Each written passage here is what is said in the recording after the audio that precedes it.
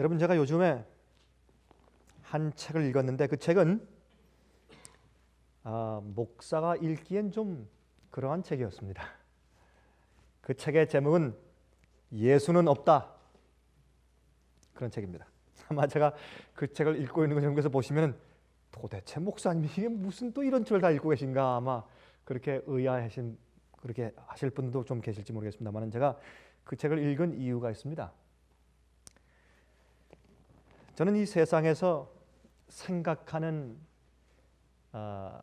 소위 얘기해서 석학이라고 하는 사람들과 아니면 우리 기독교 안에서 생각하는 사람들이 어떠한 방식으로 신앙을 하는지, 또한 어떠한 방식으로 진리와 성경을 비판하는지에 대해서 좀 알고 싶어서 제가 그 책을 읽었습니다. 한국에서는 꽤 많이 팔리고 꽤 많이 읽혀지는 책입니다. 예수는 없다. 재밌죠? 이 책이 나오기 전에 한국에선 한국은 없다, 또 뭐 일본은 없다, 그렇게 해서 그런 무엇은 없다, 그런 책들이 꽤 유행했어요. 그래서 아마 책의 이름을 사람들의 그 관심을 좀 불러일으키기 위해서 이렇게 정한 것 같습니다. 한참이나 좀 생각해 하는 그런 책이었습니다. 성경대로 믿기를 싫어하는 자들에게는 해방감을 느끼게 하는 책입니다. 여러분들 좀 성경적인 신앙이 싫어서 어떻게 해서라도 좀 믿고 싶지 않은, 믿어도 믿지 않아도 될 만한 그런 핑계거리를 찾고 싶은 분들은 그 책을 읽으시기 바랍니다. 제가 그런 분들에게 그 책을 권해드립니다. 여러분, 성경에 흔들림이란 말이 있죠, 그렇죠? 흔들림. 이 쉐이킹이란 말도 있고 시프팅이란 말도, 시프팅. 쉐이킹은 좌우로 흔드는 것입니다. 시프팅은 무엇입니까? 위아래로 흔드는 것입니다. 이렇게 키질 하는 것이죠, 그렇죠? 저도 제가 미국에 와서 제가 처음으로 키질 해본 적이 있어요. 이 콩을 수확해서 그때 우리 집사람이 보더니 얼마나 저를 보고 웃든지 말이죠. 제가 할 줄 알아야죠. 생전 처음 해보는 거니까. 콩을 이렇게 이제 수확해가지고 이렇게 한 그릇 가져온 그 키라 그러죠, 이렇게. 거기 얹어놓고 이렇게 던지면은 바람이 불면 쭉정이 나가고 껍데기도 다 흘러가고 그냥 콩만 거기 다 떨어지는데, 이거 할 줄 알아야죠. 이 던지고 내면 콩이 밑에 다 떨어져, 이렇게 잘 받질 못해가지고. 그런 경험 한번 있는데, 정말로 이 우리가 신앙생활하는 가운데도 키질과 체질이 항상 있습니다. 그것은 자기 마음속에 있는 자기의 의도를 드러내는 것입니다. 데살로니가 후서 2장에 말씀하기를 그들이 거짓에 미혹되는 것은 그들 마음 가운데 진리를 사랑함이 없음이라 그랬어요. 얼마나 단순한 말씀인지. 여러분, 어떤 사람들이 아무리 똑똑하다고 할지라도 그 사람들이 진리에서 떠나서 어떤 다른 것을 믿어서 미혹되면 그 사람이 똑똑해서 더 새로운 것을 발견한 것이 아니라, 여러분, 진리는 단순한 데 있어요. 성경은 진리는 미련한 것이라 그랬습니다. 진리는 아주 단순한 어린아이 같은 것이 있습니다. 진리는 어려운 것에 있지 않습니다. 그러나 진리가 아닌 다른 것에 빠지고 복잡한 데 빠지고 철학적인 것 같지만, 그런 것은 사실은 그 마음 가운데 하나님이 없다 하고 사는 것이 더 좋기 때문에 그들 마음속에 있는 의도가 그렇게 폭로되어서 자기가 진리를 사랑하지 않기 때문에 진리를 사랑하지 않는 사람을 그런 미혹들을 뿌려놓아서 거기에 빠지면 스스로 자기가 자기 마음을 폭로시키는 것이기 때문에 그렇게 인쳐지고 꼴져지는 것입니다. 주님께서 키질하고 체질하시는 방법이에요. 여러분, 곁에서 진리의 말들을, 또 성경의 말씀을 아주 굉장히 지성적이고 멋있는 듯한, 철학적인 듯한 말씨로 그걸 공격하고 비난하고 비비꼴 때 여러분 놀라지 마시기 바랍니다. 그런 일들은 옛날 아담과 해와 이후부터 지금까지 항상 존재했고 그것이 이상한 일이 아닙니다. 심지어 하나님의 아들 예수께서 오셨을 때 사람들이 그것을 우습게 여겼습니다. 어떤 사람들이? 많이 배운 사람들이. 이 책을 쓴 저자는 많이 배운 사람입니다. 또 종교 철학과를 나온 사람입니다. 한국에서도 종교 철학을 공부했고 또 카나다 와서도 종교 철학을 공부한 사람입니다. 그런데 저희 마음을 아프게 하는 것은 이 책을 쓴 저자가 우리가 꽤 익히 잘 아는 사람이기 때문에 더 제 마음을 아프게 합니다. 그렇다고 이 글은 아예 무신론적인 글은 아닙니다.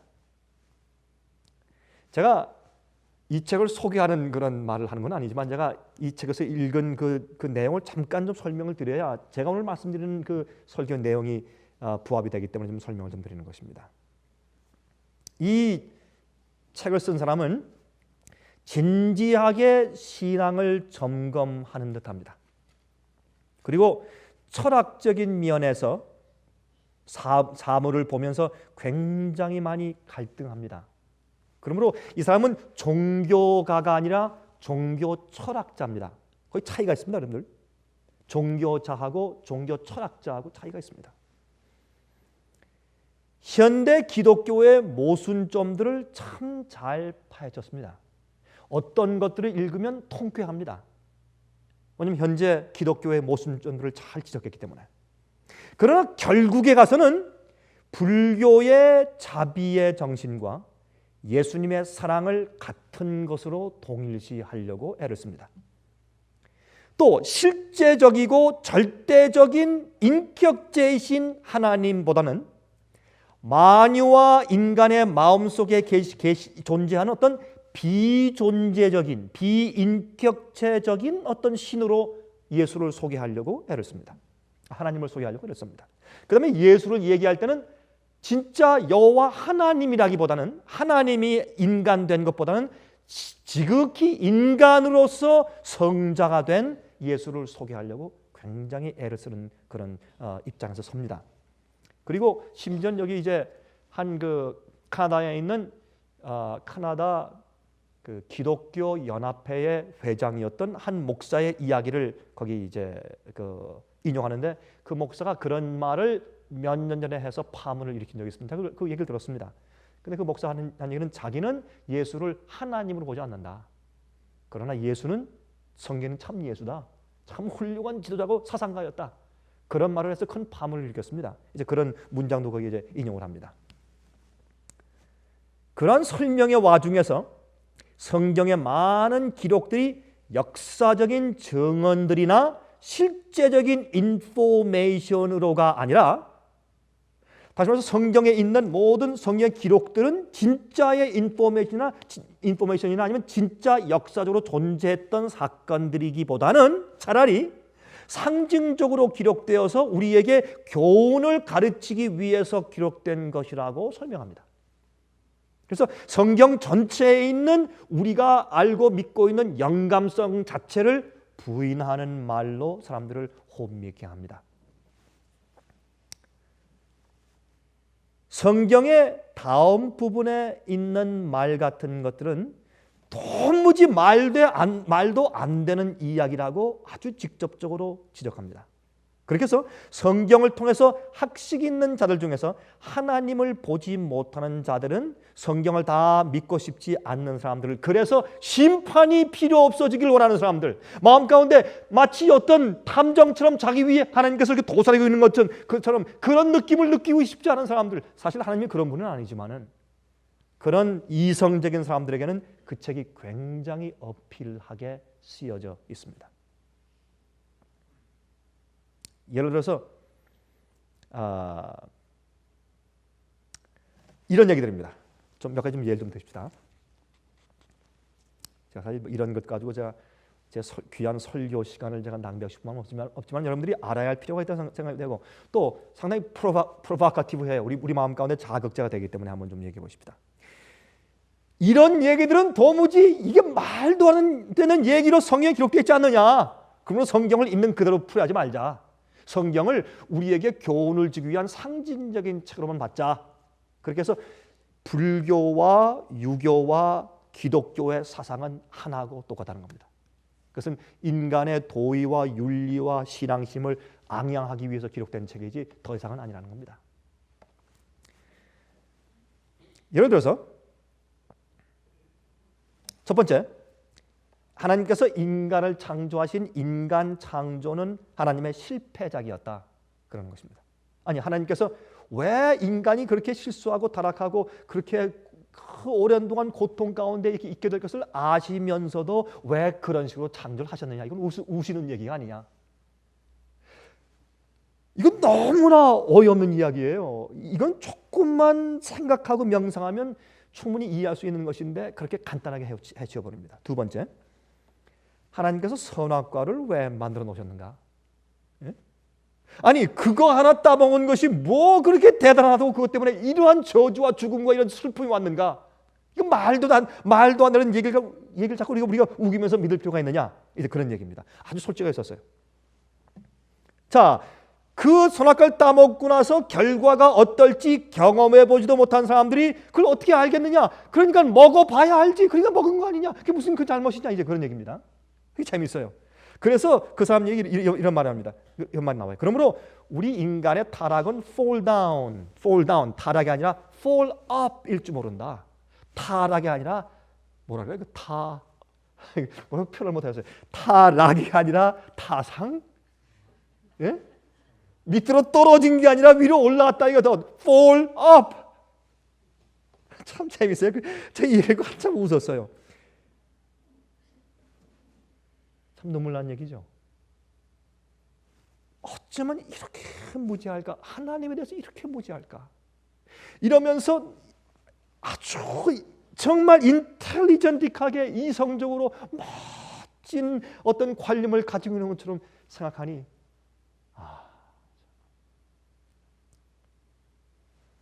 세 번째, 노아 방주 얘기를 해요. 이 세상에 있는 큰 높은 산까지 다 덮을 만한 그런 물이 없다는 거예요. 세상에 아무리 따져봐도 하늘에 있던 이 공기층에 있는 물까지 다 내려왔다고 해도 이 지상을 덮을 만한 물이 있을 수가 없다는 겁니다. 한 가지 이해 못하는 것은 지금 바다에 있는 대양의 깊이가 옛날엔 그렇게 깊은 것이 없었습니다. 잔잔한 호수와 아니면 작은 연못들이었지. 그 깊은 이 히말라야 산맥에 있는 그런 높은 에베레스트 산 같은 그런 높은 산들보다 더 깊은 것이 바다 대양인데 그 깊은 대양이 전부 다 솟구쳐 올라와서 거기에 있는 물들을 전부 덮어보시오 한번 세상을. 어떻게 되는가? 대양이 넓습니까? 육지가 넓습니까? 지금 세상에. 이거는 이 무신론자들도 이해할 수 있는 얘기인데 조금 과학적인 상식이 있으면 만약에 이 깊은 대양이 옛날에 노아 홍수 이전에 존재하지 않았다면 예?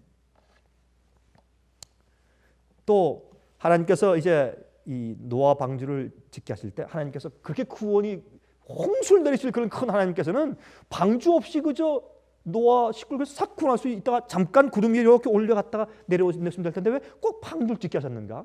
그런 원시인적인 그런 말을 꼭 우리가 그대로 믿어야 할 필요가 있는가? 그냥 상징적으로만 받자 이렇게 하는 것이 이 사람 글입니다.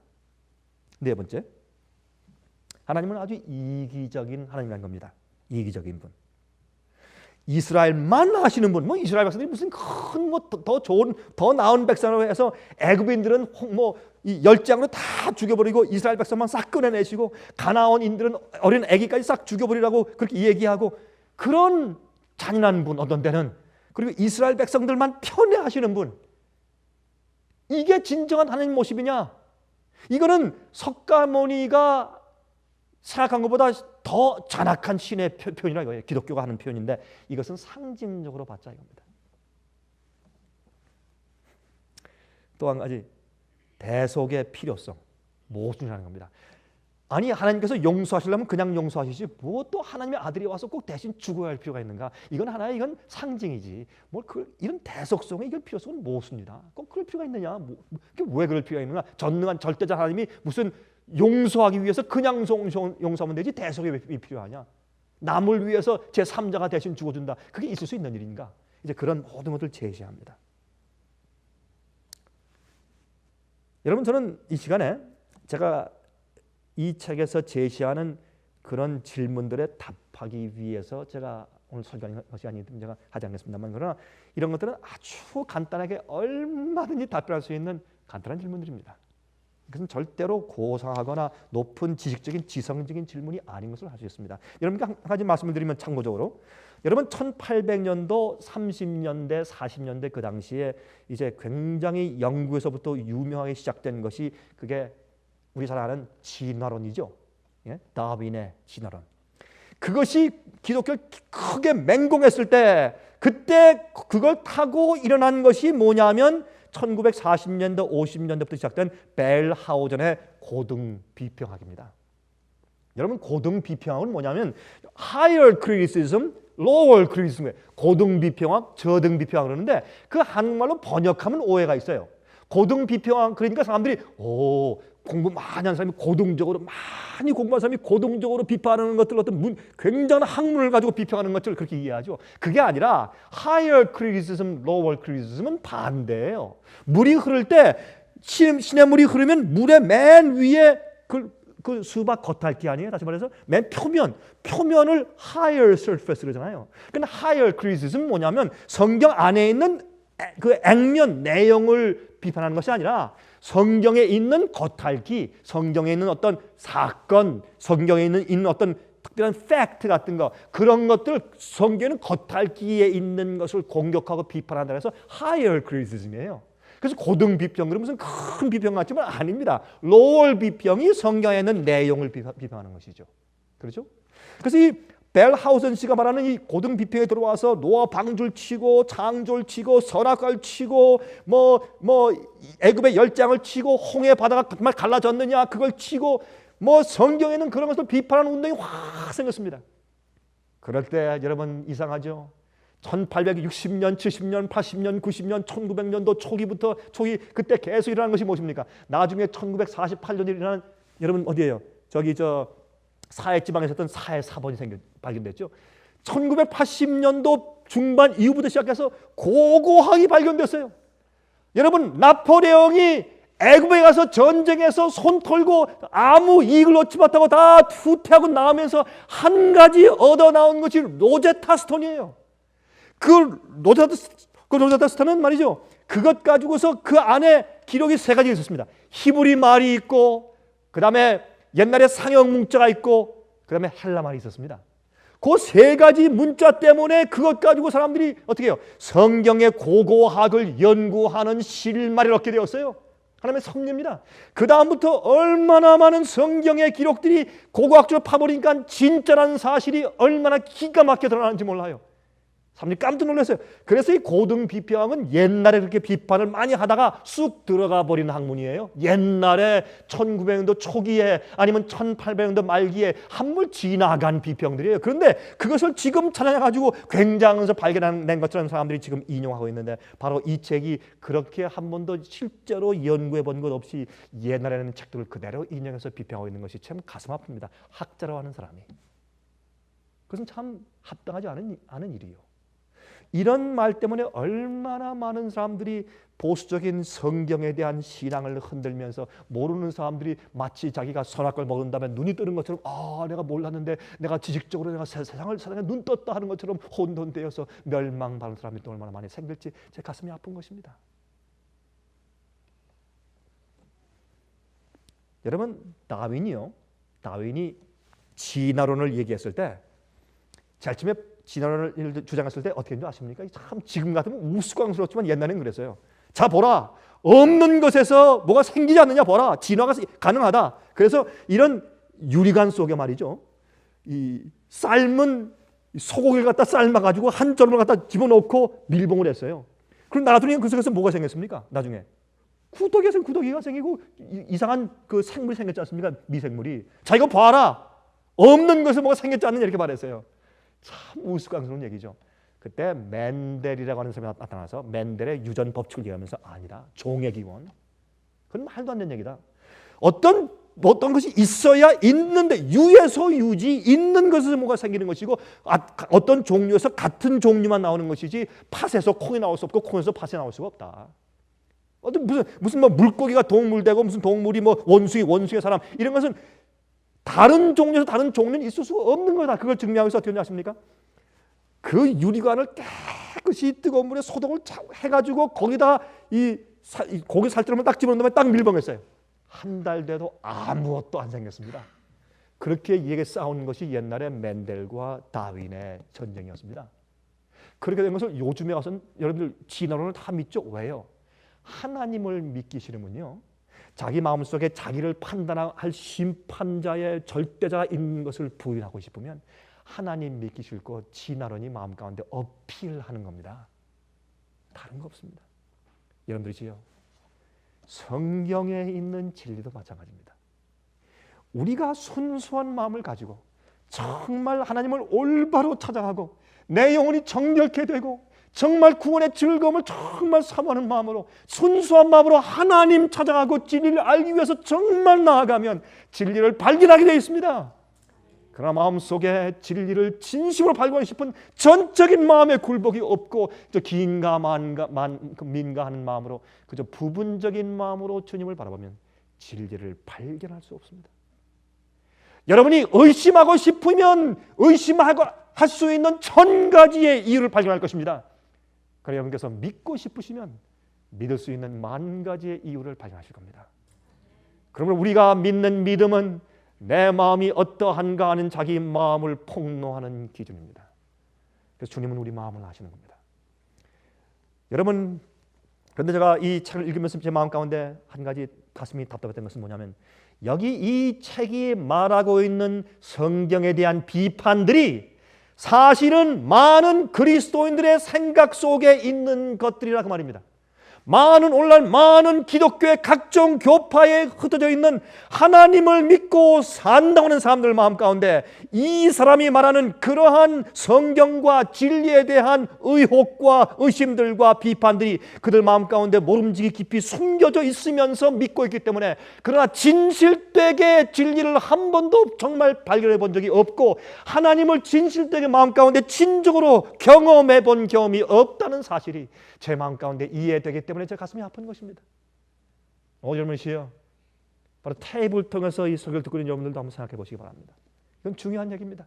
얼마나 많은 그리스도인들이 정말 이 세상에 난무하는 오리들과 잘못된 비판들을 들으면서 어떻게 반응하고 살고 있는지. 여러분은 어떻습니까? 여러분들, 제가 다음과 같은 말씀을 좀 읽어드리겠습니다. 여러분, 성경에 말씀하기를, 성경에 하나님께서 무엇에 미련함으로 이 세상을 가르치셨다고요? 무엇에 미련함으로? 고린도전서 1장 2절에 나오죠. 무엇에 미련함으로?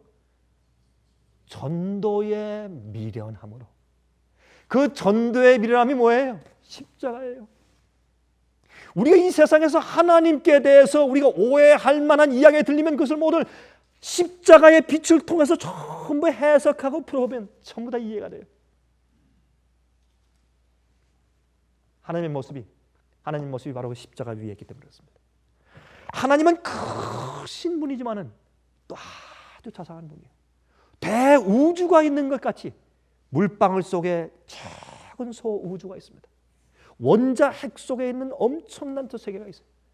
적고 크신 하나님, 여러분과 저의 형편을 너무나 잘 아시는 하나님, 그 하나님께서 우리에게 전도의 미련함으로 우리에게 진리를 가르치시는 겁니다.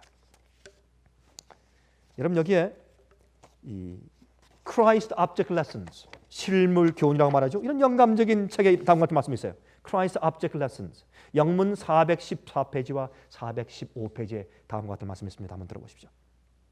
성경은 말하기를, 보라, 어둠이 땅을 덮을 것이며 캄캄함이 만민을 가리우려니와 오직 여호와께서 내 위에 임하실 것이며 그 영광이 내 위에 나타나리라 하였다.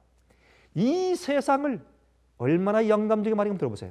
이 세상을 덮고 있는 것은 하나님께 대한 오해의 어둠입니다.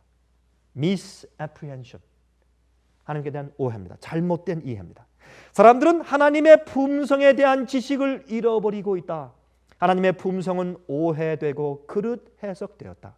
이 때를 당하여 하나님께서 주신 기별이 전해져야 할 것이니 이 기별은 광범한 감화력과 구원의 능력을 가진 기별이다.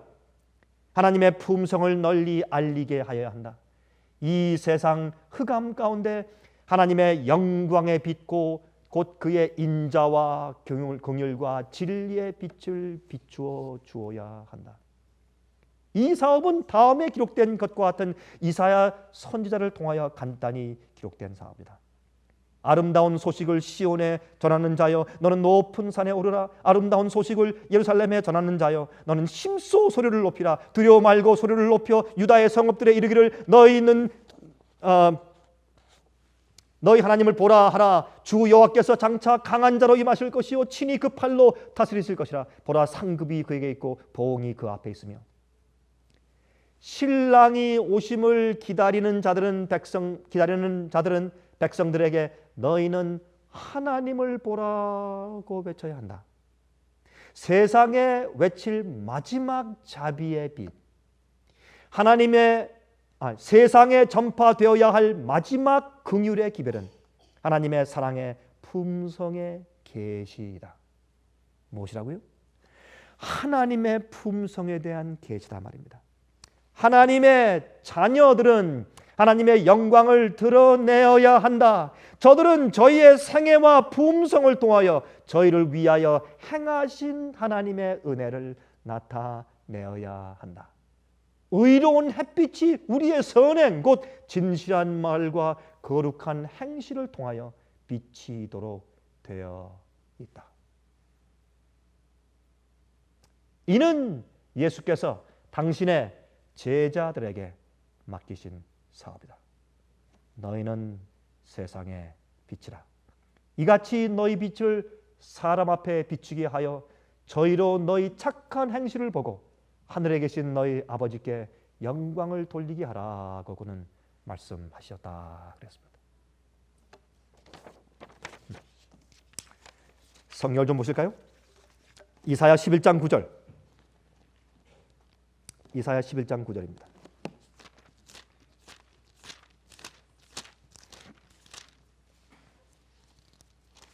이사야 11장 9절 보시면 다음과 같은 말씀이 기록되어 있습니다. 나의 거룩한 산 모든 곳에서 해됨도 없고 상함도 없을 것이니 이는 물이 바다를 덮음같이 여호와를 아는 무엇이, 다시 한번요, 여호와를 아는 무엇이요? 지식이 세상에 충만할 것입니다. 여러분 여기 보세요. 나의 거룩한 산, 이것은 교회를 말합니다. 주님께서 거하시는 성소를 말합니다. 나의 거룩한 산 모든 곳에서 무엇이 없다 그랬습니까? 해됨도 없고 상함도 없을 것이니, 다시 말해서 전쟁도 없어요. 지금 같은 이락 전쟁도 없습니다. 옛날 싸웠던 한국 전쟁 같은 것들이 없습니다. 세계 1, 2차 대전 같은 것도 없습니다. 예? 혁명도 없고 데모도 없습니다. 싸움도 없고 노조 파업도 없습니다. 미움도 없고 이런 모든 것이 더 이상 없는 이유는 왜요? 여호와를 아는 지식이 바다를 물이 덮은 것처럼 세상에 충만할 것이기 때문에. 여러분, 그러므로 하나님께서 이 땅에 세상에 교회를 두신 목적이 있습니다. 세상에 교회를 왜 두셨을까요? 하나님의 지식과 성품을 아는 진리를 온 세상에 충만히 퍼뜨리시기 위해서 교회를 두신 겁니다. 그런데 이 세상에 이렇게 전쟁이 많고 이렇게 싸움이 많고 이렇게 문제가 많은 이유는 교회가 그 사명과 목적을 실패했다고 말입니다. 그래서 하지 못했다고 말입니다. 다시 말해서 오늘날 기독교회가 성경을 보고 정말 하나님이 어떠한 분이신지를 제대로 설명하지 못했다고 말입니다. 세상을 향해서. 그래서 예수는 없다라고 하는 책까지 나온 겁니다. 그래서 예수는 없다는 그 책의 뜻은 뭐냐면 오늘날 기독교회가 믿는 시기의 예수는 없다, 그런 뜻입니다. 그렇게 쓴 거예요, 이게 내용이. 요한복음 봅시다. 요한복음 17장 3절. 요한복음 17장 3절 보십시오.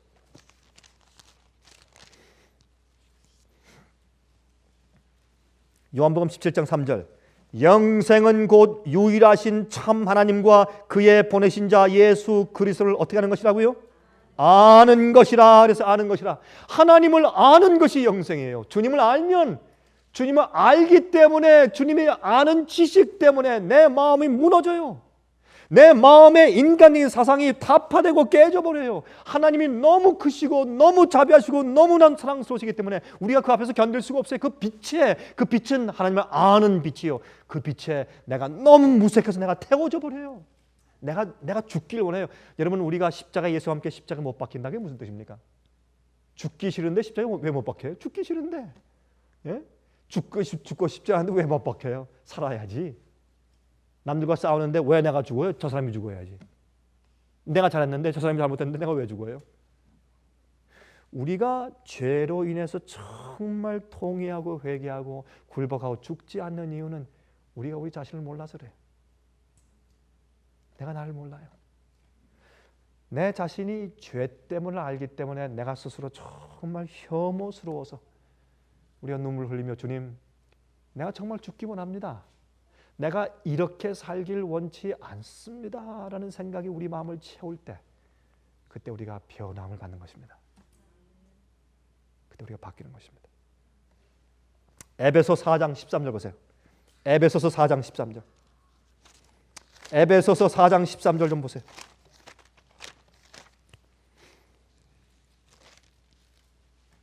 에베소서 4장 13절에 말씀하기를 우리가 다 하나님의 아들을 믿는 것과 아는 일에 하나가 되어 온전한 사람을 이루어 그리스도의 장성한 분량이 충만한 데까지 이르리니. 그래서 우리가 점점 어린아이에서 점점 더 장성한 사람으로 우리가 이제 성장해 나가야 된다고 설명하고 있습니다. 그래서 우리가 하나님을 아는 일에 하나가 되어서 온전한 사람을 이루어 그랬습니다.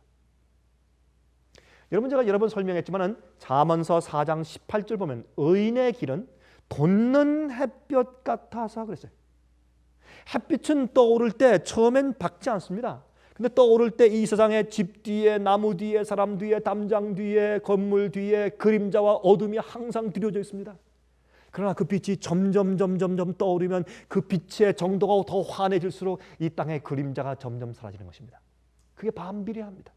점점 빛이 떠올라서 나중에 정오의 밝은 빛이 되면 광명한 빛에 이르면 그림자가 없는 겁니다. 어둠이 없는 겁니다. 우리가 하나님을 알면 알고 또 더 많이 알면 우리 속에서 오류가 나가고 우리 마음속에 의심이 나가고 우리 마음속에 의혹이 나가는 것입니다. 스캡티즘이 나가고 우리 마음 가운데 퀘스천이 나가는 것입니다.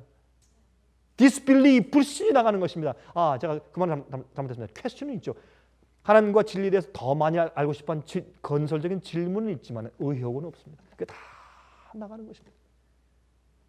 빛이 들어오면 암흑이 나가게 되었습니다. 그래서 하나님을 아는 빛이 우리 마음을 꽉 채워합니다. 여러분, 중세기의 암흑 속에서 말입니다. 이 기독교 안에 이 중세기의 이 교회 잘못된 가르침과 잘못된 신관이 교회에 잔뜩 들어왔습니다. 그것이 점점 종교 개혁으로 개혁되고 있다가 지금 다 개혁 안 됐죠? 계속 개혁된 나가고 있으며 점점 더 개혁돼서 나중에 마지막 교회, 여러분 요한계시록 12장에 말씀하기를 여자의 남은 무리 그랬어요. 여자의 남은 무리가 생기면 그들은 하나님의 계명을 지키며 예수의 증거를 가진 자들이라. 예수의 증거는 예수의 계시예요. 그건 선지자의 계시를 말하는 것입니다. 그건 하나님을 아는 지식이 완전하게 충만히 개혁되고 완전히 회복되는 리스토어를 되는 교회예요. 그게 마지막 시대의 기독교예요. 마지막 시대에 그런 교회가 생겨야 돼요. 그런 백성들이, 그거는 교파가 아니고 백성들이에요. 그거는 그리스도인들이지 교파가 아니에요. 그것은 그런 백성들이 진리의 빛을 완전히 영광의 빛을 전부 다 알고 성장하면 그때 끝이 오는 것입니다. 그래야 돼요. 왜? 이 세상은요, 선과 악의 대쟁투예요. 여러분, 이 세상의 이 지구의 구원은 이 지구의 구원에만 속한 것이 아니라 어디에? 우주를 포함해요. 왜 그렇습니까? 죄가 어디서 시작되었습니까? 땅에서 시작되었습니까? 하늘에서 시작되었습니까? 하늘에서. 반역이 하늘에서부터 시작되었습니다. 그러므로 예수님을 고소한 것은 마귀이기 때문에 이 우주의 정부에 고소된 그 고소 사건이 하늘에 있는 것입니다. 그러므로 이 인간을 구원하기 전 하나님께서 우주 앞에 증명하셔야 돼요. 마귀 앞에 인간을 주님께서 왜 구원할 수 있는지, 이들을 왜 용서할 수 있는지, 그들이 왜 다시 구원받아서 하늘에 와서 다시 다시 에덴 동산에 살아야 될지, 그들이 왜 영원히 살 수 있는지 그 자격 기준 심사에 있어서 하나님께서 전혀 비밀리에 쓱싹할 수가 없어요. 온 우주의 천사들과 마귀와 악령들이 보는 앞에서 증거하시면서, 그래서 성경에 말씀하기를 책들이 펴놓여 있다. 책들이 펴놓여 있더라. 주님께서 증명하시는 겁니다. 그러므로 하나님을 아는 지식이 주님의 백성들 사이에서 완전하게 회복이 되어야 돼요. 그래서 의인의 길은 돋는 햇볕 같아서 광명한 빛까지 이른다고 전도서 4장, 잠언 4장 18절에 설명하고 있는 것입니다. 이건 중요한 이해입니다. 그것 때문에 우리가 이 땅에 존재하는 것입니다. 여러분 보세요. 하나님께서 이스라엘 백성들을 불러내어서 한 나라를 만드신 이유가 있습니다. 사람들이 불공평하게 생각을 해요. 왜 뭐 유대인들, 이스라엘 백성들만 무슨 특별히 뭐 선택받은 민족들이라고 그 사람들만 주님께서 보호하시고 그 사람들만 구원하시려고 사랑하시고 기적을 베푸시고 인도하시고. 아닙니다. 주님께서 모든 인간들을 똑같이 사랑하셨지만 주님께서 인간의 구속 사업을 시작하기 위해서 어디에서부터 출발하셔야 합니다. 다시 말해서 여러분이 그림을 그린다고 하십시다. 그림을 그리면 이 전체의 화폭에 1초 내 쫙 그림을 다 끝내버립니까? 아니죠. 어디서 시작을 해야죠. 붓을 들면 어디에서 어느 지점에서부터 딱 찍어서 그림 그리기를 시작을 해야 합니다. 제일 처음에 딱 집어서 시작한 곳이 그게 어디입니까? 아브라함입니다. 왜요? 노아 홍수 이전부터 모든 인간들의 주님께서 에녹을 통해서, 무드셀라를 통해서, 노아를 통해서, 그 이전에도 아담을 통해서 말이죠. 여러분, 아담이 오랫동안 살았습니다. 에녹도 오랫동안 살았습니다. 예? 그러므로 여러분, 이전 나이를 계산하면 노아는 에녹을 보고 대화를 많이 했어요. 그 승천하기 전에 노아는. 여러분 나이를 계산해 보세요.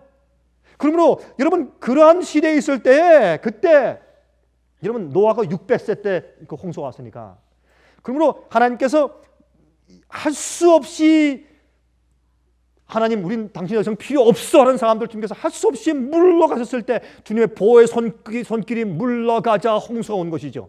그 다음에 노아의 식구로부터 시작한 다음에 맏아들 셈의 자손인 아브라함을 택해서 어떻게 했습니까? 세상에 주님의 진리를 전파하는 도구로 삼으셨습니다. 세상을 있는 모든 인간들의 똑같이 복음을 전하기 위한 목사로 삼으신 겁니다. 그게 뭐 잘못됐습니까? 시작하는 이 붓의 스트로크의 시작이 있어야 되죠. 그래서 시작하신 겁니다. 그런데 그 이후에 자손들이 실패를 거듭합니다.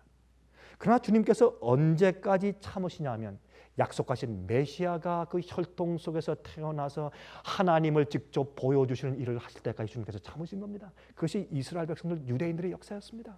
그 속에서 우리는 하나님의 자비하심과 놀라운 사랑을 보는 것입니다. 유대인들을 사랑하시는 그 모습 가운데서 나를 사랑하시는 하나님을 보는 것입니다.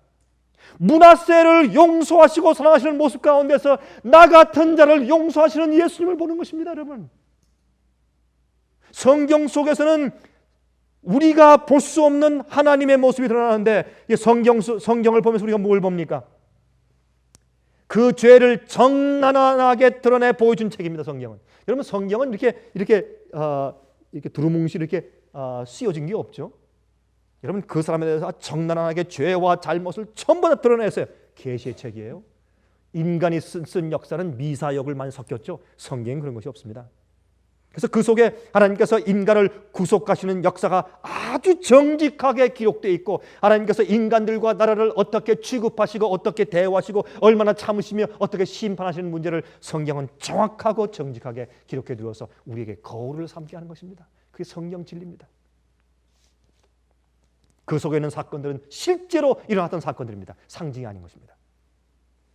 여러분, 하나님께서 이스라엘 백성들을 불러내어서 나라를 만드신 이유는 메시아, 구세주의 사명을 이해할 수 있게 하는 의식, 절기들, 법들, 예배, 문화, 그리고 그러한 풍습을 가진 나라가 필요했어요. 그래서 진리를 풍습적으로, 생의 모습으로, 실제로 법으로 보여주는 한 나라가 필요했습니다. 그 사람들이 제사장 나라예요.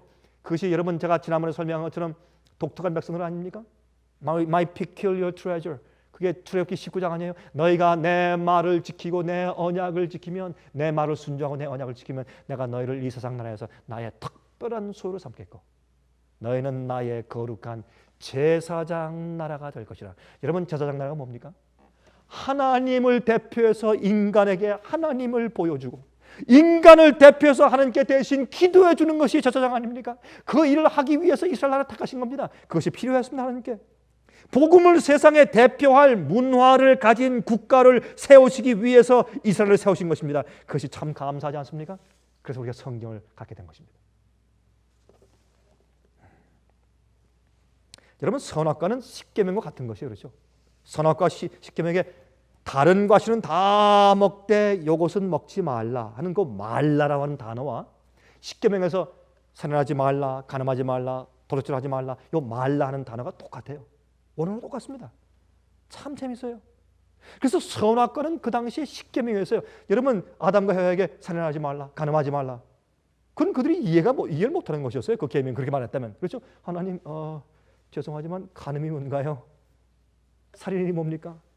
그건 이해가 안 되는 것이었습니다. 그러므로 선악과는 그들에게 하나님과 창조주와 피조물 사이에 분명한 선을 긋고 우리의 행복과 존재와 삶은 생명은 하나님께 달려 있다는 것을 알게 하기 위한 것이 선악과였습니다. 하나님이 하나님이시고 우리가 하나님의 말씀에 순종해서 주님을 따라가는 길만이 우주의 평화와 질서의 기본적인 것을 알려주는 계명이 바로 선악과였습니다.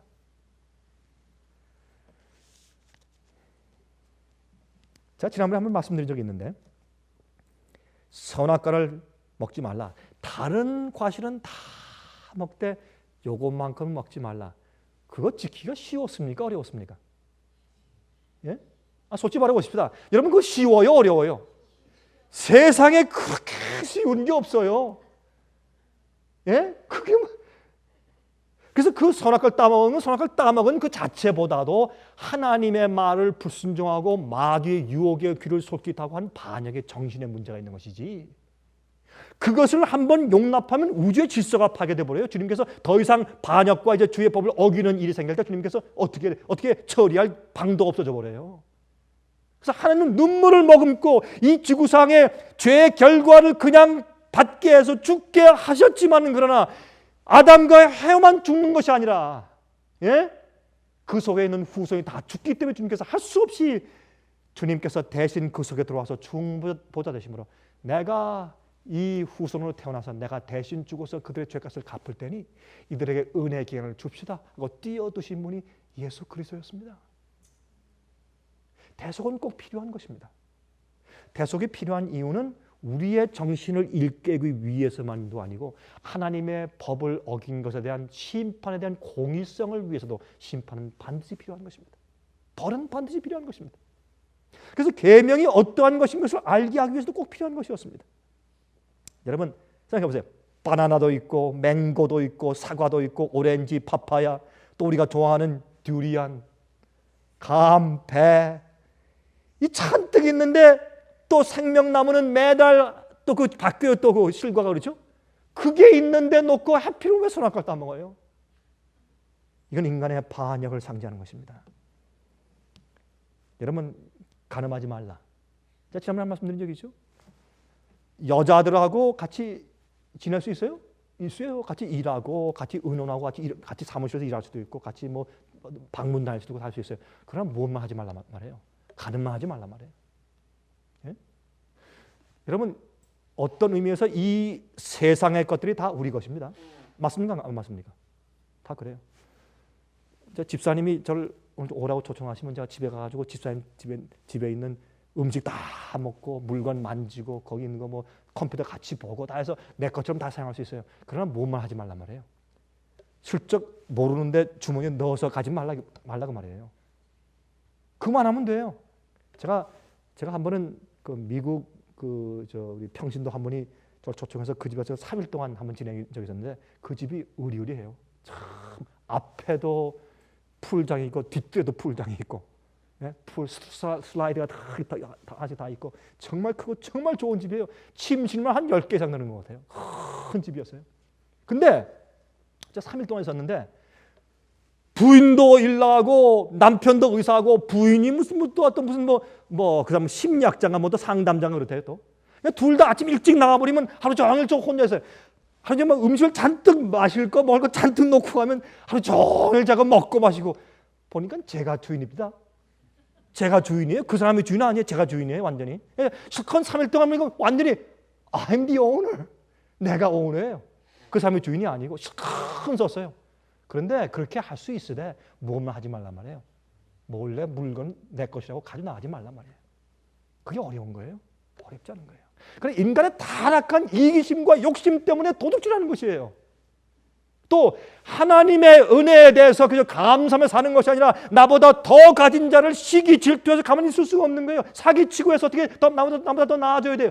타락한 인간의 죄의 모습을 폭로하고 하나님의 심판을 알게 하는 죄를 재현, 아담과 해와가 선악과를 따먹은 그 죄를 다시 재현시키고 우리 속에 있는 죄의 악한 죄를 폭로시키는 것이 십계명이고 그것이 거울입니다. 그 십계명이에요. 십계명 앞에 서면 내가 아담과 해와가 다를 것이 아무것도 없고 그렇게 쉬운 계명도 나라도 그렇게 범했을 것이다 라고 생각할 수밖에 없는 입장에 서게 만드는 것입니다. 그게 십계명이에요. 자, 하나 물어봅시다. 시간 좀 남았습니까? 예. 시작할 때 시간을 못 봤어요. 여러분 성경을 보면 하나님께서 6일 동안 세상을 창조하시고 제7일이 되며 주님께서 쉬셨다. 그런데 쉬시는데 제7일에 쉬실 때 창세기 1장 2장 읽어보면 제7일에 쉬실 때 모든 만물을 창조하는 일이 다 끝마침에 쉬셨다 그랬어요. 물어보겠습니다. 그러면 여러분과 저는 언제 창조되었습니까? 예? 여러분과 저는 언제 창조되었습니까? 우리가 우리 어머님의 뱃속에서 잉태될 때 그때 창조되었습니까? 그렇죠? 어떤 의미에서 맞습니까? 왜 답변이 없으세요? 아리송하죠? 예? 예, 아담을 어떤 사람들이 이렇게 말해요. 아담이 창조되었을 때 제 6일째 날 우리도 다 한꺼번에 창조되었다. 어떤 사람은 아니다. 우리가 잉태될 때 창조된 것이다. 그러면 그렇게 따져보면 제 6일 날 주님께서 창조하실 때 창조 만물 창조하시는 것을 다 끝내지 못하셨네요. 다 끝내신 다음에 제 7일 날 안식하시니라 이렇게 되어 있잖아요. 성경에. 그렇지 않습니까? 그러면 주님의 창조가 다 끝나지 않고 어떻게 제 7일에 안식에 들어가셨습니까? 그러므로 우리가 그 말씀에 의해서 어떻게 생각하는 것이 좋으냐면 이건 좀 중요한 얘기는 아닌 것 같지만 그러나 아담이 창조될 때 아담 속에 여러분과 제가 그 허리 가운데 다 함께 있었습니다. 우리의 의식은 없었지만 우리의 영혼이 창조된 것은 아니죠. 영과 몸은 나중에 창조되고 이런 가르침은 아니고 그러나 아담이 계속 살기만 하면 아담의 뱃속에서 계속 이렇게 퍼져서 어떻게 그게 프로크리에이션이죠. 계속적으로 퍼져서 자손과 자손이 계속 나아지면서 그 위에 우리가 이 땅에 태어나도록 우리의 존재가 이미 아담의 그 허리 속에서 이미 같이 창조되었다고 볼 수 있는 것입니다. 어떤 의미에서. 그러므로 하나님께서 아담과 에바를 그냥 죽여 없앨 때는 그 속에 그 이후에 태어날 너무나 많은 수많은 후세들이 있기 때문에 주님께서 할 수 없이 아담과 에바를 살게 하십니다. 하나님께서 우리에게 우리가 선택할 수 있는 자유 의지를 주신 것은 얼마나 귀하고 감사한 선물인지 모릅니다. 이 우리가 선택할 수 있는 자유 의지가 없으면 우리의 품성이 자랄 수도 없고 우리가 하나님과 사랑의 관계를 맺을 수도 없는 것입니다. 그 의지가 없으면 우리는 로봇이죠. 우리는 기계죠. 제가 이 얘기는 너무나 여러 번 강조했기 때문에 더 이상 말씀드리지 않겠습니다. 여러분 그러므로 선악과는 십계명과 같은 것입니다. 그러면 인간이 왜 죽는가? 죄 때문에 죽는 것입니다.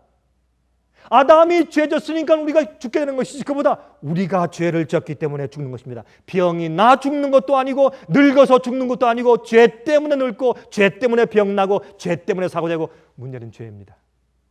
죄가 이 지구에서 가장 해결해야 할 가장 중요한 것입니다. 그래서 주님께서 성령을 주셔서 우리를 회개시키고 우리를 변화하게 하시고 예수의 마음을 주어서 하나님을 올바로 알고 깨닫게 하시고 순종하도록 하시는 것입니다. 그래서 더 이상 우리가 하나님의 계명을 범할 필요가 없는 자들이 되도록 인도하시는 겁니다. 선악과 하나 안 따먹는 건 그건 간단해요. 우리가 하늘에 올라간다면요 절대로 선악과 손 안 거릴 거예요. 그러나 문제는 선악과를 따먹을 수 있는 그런 죄된 마음이 문제입니다. 그게 예수 그리스도의 성령의 은혜 속에서 변화되고 회개되어야 합니다. 그게 정결케 씻어짐을 당해야 합니다. 그것이 얼마나 중요한 얘기인지 모릅니다. 이것을 성경은 영원한 복음이라면 복음은 영원하다는 말은 변치 않는다 그런 뜻이거든요. 그리고 선악과를 따먹은 이후부터 주님께서 우리 인간을 구원하기 위해 주신 복음에 대한 이야기, 양을 잡아 죽이는 얘기를 하신 그때부터 시작해서 예수께서 오실 때까지 이 하나님의 복음의 이야기는 절대로 변치 않는 것입니다. 값싼 복음이 아닙니다. 자유주의적인 복음이 아닙니다. 아무렇게나 믿기만 하면 그저 무조건 구원받는, 그저 믿는다고 마음 가운데 동의하면, 그저 예수의 십자가의 죽음을 받아들이기만 하면 그저 무조건 구원받았다는 그런 무조건적인 구원이 아닙니다. 이것은 반드시 인간을 회개시키고 그 속에 있는 죄의 뿌리를 뽑아내는 능력이 있는 창조의 복음이요, 그것은 영원한 복음이라고 성경은 설명하고 있습니다. 더 이상 그런 죄 가운데 빠질 필요가 없게끔 주님께서 회복하시는 능력의 복음을 성경은 말하고 있습니다. 우리 그 말씀을 한 절 읽고 지나가십시다. 로마서 1장입니다. 로마서 1장 16절. 로마서 1장 16절을 말씀하기를 내가 복음을 부끄러워하지 아니하노니 이 복음은 모든 믿는 자에게 구원을 주시는 하나님의 기쁜 소식이라. 맞습니까? 잘못됐습니까? 제가 잘못 읽었나요? 이걸 말씀하기를 이 복음은 모든 믿는 자에게 구원을 주시는 하나님의 능력이라. 두나미스라. 여러분 헬라말로 두나미스란 그 헬라말에서 파생된 영어 단어가 다이나마이트입니다. 다이나마이트. 폭발해서 터뜨려 없애는 것.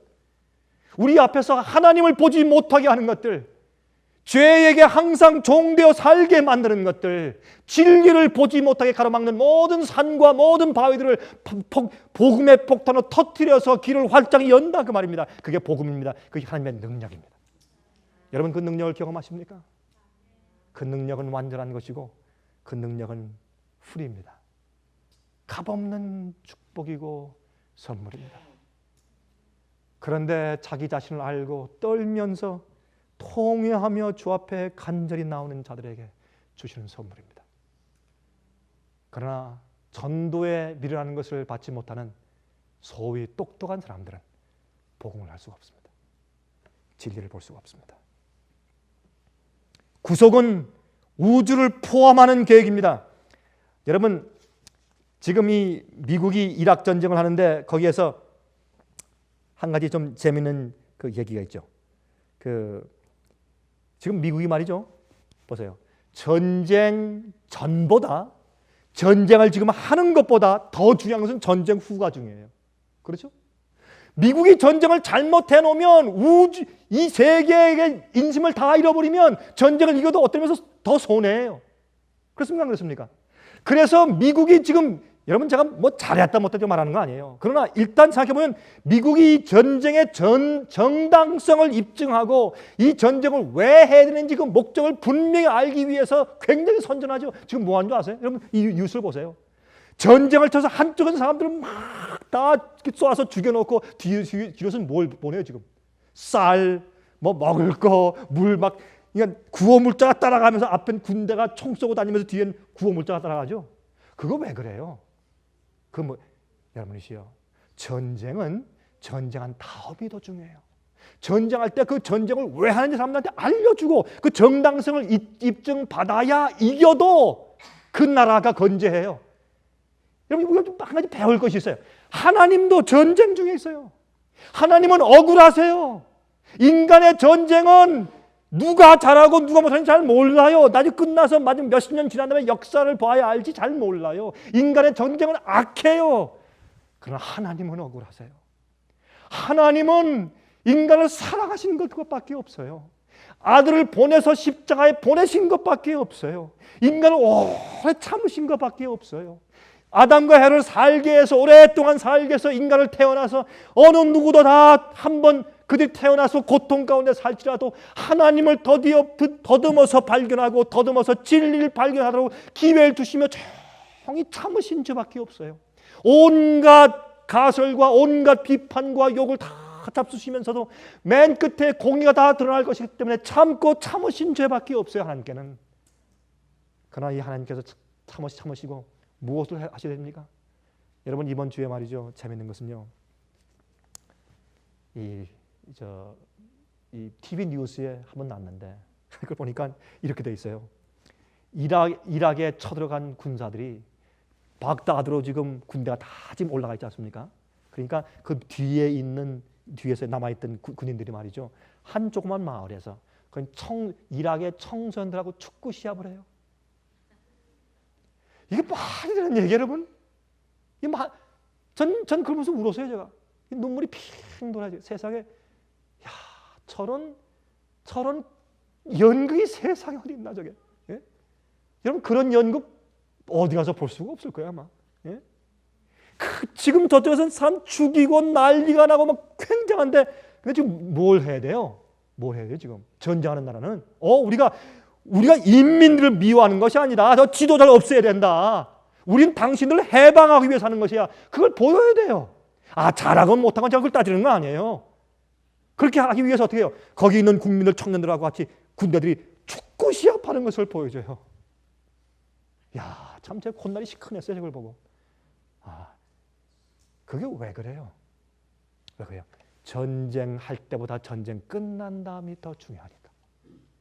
하나님도 어떤 의미에서 마찬가지예요. 하나님도 이 마귀가 고소해 놨기 때문에 이 지구상의 죄의 역사 때문에 하나님이 오해를 많이 받고 계세요. 이게 풀어줘야 돼요.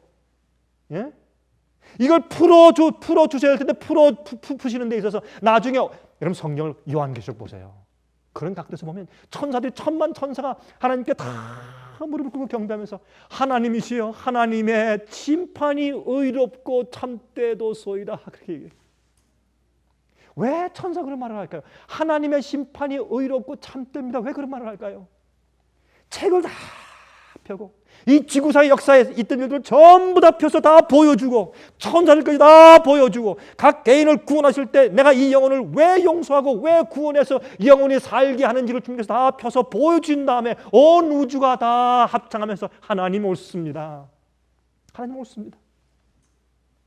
우리는 다시는 하나님께 대한 마음 가운데 의심이 없습니다. 우리 하나님 옳습니다. 할렐루야. 하나님 옳습니다. 이 찬송이 영원토록 올라가는데 그 일을 하는데 맨 마지막 교회가 해야 될 사명이 있다는 겁니다. 그 교회가 요한계시록 12장에 나오는 여자의 남은 무리입니다. 그 교회는 하나님이 옳다고 하나님의 공의와 심판에 대한 공의를 보여주고 현시하는 굉장히 중요한 사명을 받고 태어납니다. 이것이 마지막 교회입니다. 여러분 잠깐 보실까요? 성경을? 에베소 3장을 보십시다. 에베소 3장 9절 10절 보십시오. 에베소서 3장 9절 10절 보세요. 이는 이제 교회로 9절부터 보십시다. 영원부터 만물을 창조하신 하나님 속에 감추었던 비밀의 경륜이 어떠한 것을 드러내게 하려 하심이라. 이는 이제 누구로 말미암아? 정말이에요? 이는 이제 교회로 말미암아. 어디에서? 이 땅에서 아니에요? 하늘에서 in heaven 정사와 권세들에게 하늘에 있는 권세자들에게 하나님의 무엇을? 각종 지혜를 어떻게 하기 위해서? 알게 하려 하심이라. 아까 보니까 영생은 무엇이라고요? 하나님과 그 보내신 아들 예수 그리스도를 아는 것이라. 나중에요 이 세상에 죄악이 없는 이유는 왜 없다고요? 하나님을 아는 지식이 세상에 꽉 차기 때문에 더 이상 죄와 싸움이 없어요. 더 이상 전쟁이 없어요. 그런데 여기 보니까 또 한 가지 있어요. 마지막에 교회를 통해서 어떻게 해요? 하나님께서 교회를 통해서 하늘에 하나님의 구속의 계획과 지혜를 하늘에 보여요. 누굴 통해서? 교회를 통해서. 그래서 이사야 60장 1절 2절 말씀하기를 일어나라. 그리고 무엇을 하라? 빛을 발하라. 왜? 여호와의 영광이 너희에 임했습니까? 하나님을 아는 지혜가 하나님을 똑바로 하는 지식과 진리가 그 백성들에게 임했으니까 그걸 가지고 복음이 무엇이고 구원이 무엇이고 주님께 예배드리는 날이 무엇이고 왜 그날을 지키며 우리가 왜 이렇게 진리를 가졌으며 무엇을 어떻게 알고 어떻게 행해야 되며 무엇을 먹고 어떻게 입어야 되며 어떻게 사는 것이면 모든 것을 우리의 품성과 진리와 우리의 하나님 아는 지식을 가지고 세상에 큰 빛과 영광을 비치는 것입니다. 그 일이 있은 다음에 세상에 끝이 오는 것입니다. 여러분이시여, 여러분과 제가 이 땅에 사는 이유가 있고 목적이 있습니다. 먹고 살기 위해서 일하는 것이 필요하죠. 그러나 그보다 더 중요한 일이 있습니다. 무엇을 하든지 주님 안에서 세상을 향한 빛 되시기를 간절히 바랍니다.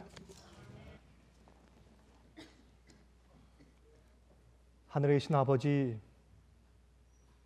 주님의 은혜가 우리에게 얼마나 큰지 모르겠습니다. 그것을 잘 헤아려 알지 못하는 저의 불찰을 사하시고 우리 마음속에 하나님을 아는 지식이 더 풍성하여서 하나님께 대한 감사와 존경과 찬송과 영광이 더 크게 불어날 수 있도록 도와주시옵소서. 그래서 우리가 이 땅 위에서도 주님을 올바르게 더 많이 찬양드리기를 소원합니다. 주여, 저희를 이 세상에서 빛되게 해주시고 등대 역할을 올바로 하게 해주셔서 우리가 할 수 있는 대로 글과 말과 편지와 행동과 성품과 삶으로 우리 옆에 있는 가족들부터 시작해서 친구, 친척, 많은 사람들에게 하나님의 지식을 나눌 수 있는 그런 종들 되게 해 주시옵소서. 주님의 영광의 빛이 저에게 임재하지 않으시면 우리가 일어날 수 없사오니 저희 병든 몸을 고쳐주시고 성령을 부어주셔서 일어나서 빛을 발하게 저희를 도와주시옵소서. 예수 그리스도의 귀하신 이름을 의지하여서 간절하게 기도합니다.